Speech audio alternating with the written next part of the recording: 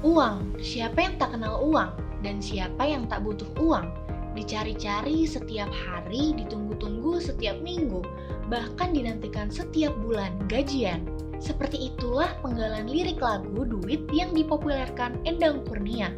Tapi kalian tahu nggak sejarah alat tukar sebelum munculnya uang sebagai alat transaksi sampai sekarang kita tinggal menggunakan QR atau Quick Response untuk proses pembayaran.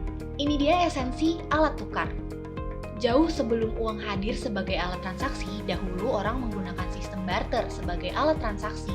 Barter sendiri adalah cara transaksi dengan menukar barang yang diinginkannya dengan barang yang dimiliki. Artinya, syarat pertama yang dibutuhkan dalam proses barter adalah saling membutuhkan. Sayangnya sistem barter memiliki beberapa kelemahan, seperti susahnya menentukan nilai barang, sampai menemukan orang yang barangnya kita butuhkan, sekaligus orang tersebut membutuhkan barang yang kita miliki. Dari kelemahan sistem barter itulah dan berkembangnya peradaban, barter mulai digantikan dengan barang yang nilainya lebih tinggi, seperti cangkang kauri, yang banyak digunakan masyarakat Cina sebagai mata uang. Selain cangkang kauri yang banyak digunakan masyarakat Cina, bangsa Romawi kuno menggunakan garam sebagai alat transaksi, atau bangsa Arab yang menggunakan unta dan kambing. Setelah era barter dan barang, muncullah ide untuk menggunakan alat transaksi lain mudah dibawa, tahan lama, dan tidak mudah rusak. Muncul uang logam dari emas dan perak sebagai alat transaksi. Sebuah bangsa atau negara yang menggunakan uang emas harus memiliki standar emas itu sendiri untuk transaksinya. Dengan berkembangnya perdagangan, sistem uang emas ini menguntungkan masyarakat dalam meningkatkan harta kekayaan mereka.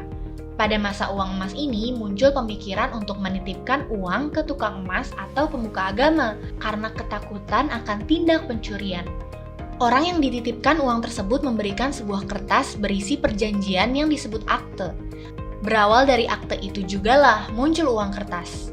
Uang kertas mulai digunakan sekitar 700 Masehi yang dimulai oleh Kekaisaran Cina. Sementara bangsa Eropa masih menggunakan uang logam karena faktor wilayah jajahan yang terdapat banyak sumber logam mulia. Di Indonesia sendiri, uang kertas mulai masuk pada tahun 1600 sampai 1942, ketika bangsa Eropa masuk ke Indonesia yang digunakan untuk keperluan dagang. Lalu pada 1942 sampai 1944 atau ketika era penjajahan Jepang, negeri Sakura itu membubarkan bank-bank bentukan Indonesia, termasuk The Javas Bank, karena Jepang membawa mata uangnya sendiri. Barulah pada 1945 sampai 1948 atau ketika Indonesia sudah merdeka, pemerintah mencetak mata uang sendiri dengan menerbitkan ORI atau Uang Republik Indonesia. Dan sampailah pada era uang digital sebagai alat transaksi. Perkembangan teknologi dan era digital membuat orang-orang mulai menyukai menyimpan uang dalam bentuk digital, berupa rekening dan top up atau menukar uang tunai menjadi digital.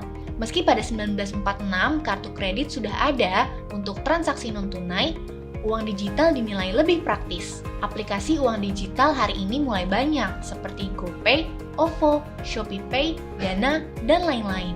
Penggunaan uang digital pun beragam, bisa untuk membeli makanan, membayar tagihan, hingga pembayaran transportasi. Dengan uang digital, kita cukup memindai kode yang tersedia sebagai tujuan pembayaran dan transaksi dianggap sah. Itulah sejarah panjang uang sebagai alat tukar, dari sistem barter sampai digital. Jangan lupa like, share, dan komen video ini.